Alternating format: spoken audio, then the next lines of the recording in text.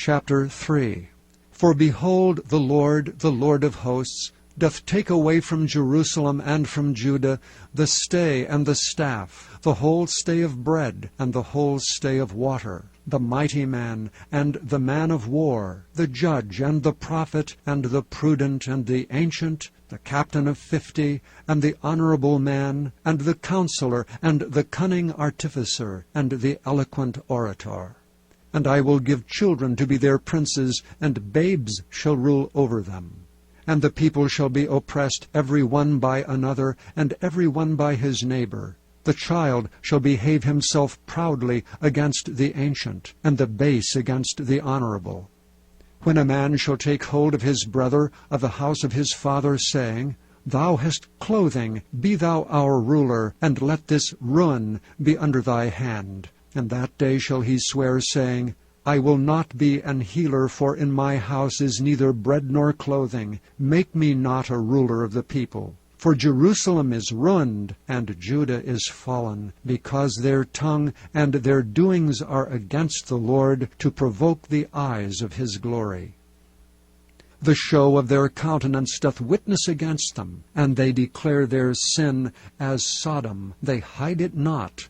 Woe unto their soul, for they have rewarded evil unto themselves. Say ye to the righteous, that it shall be well with him, for they shall eat the fruit of their doings. Woe unto the wicked, it shall be ill with him, for the reward of his hands shall be given him. As for my people, children are their oppressors, and women rule over them. O my people, they which lead thee cause thee to err, and destroy the way of thy paths. The Lord standeth up to plead, and standeth to judge the people. The Lord will enter into judgment with the ancients of his people, and the priests thereof. For ye have eaten up the vineyard, the spoil of the poor is in your houses. What mean ye that ye beat my people to pieces, and grind the faces of the poor, saith the Lord God of hosts? Moreover the Lord saith, Because the daughters of Zion are haughty, and walk with stretched forth necks, and wanton eyes, walking and mincing as they go, and making a tinkling with their feet, therefore the Lord will smite with a scab the crown of the head of the daughters of Zion, and the Lord will discover their secret parts.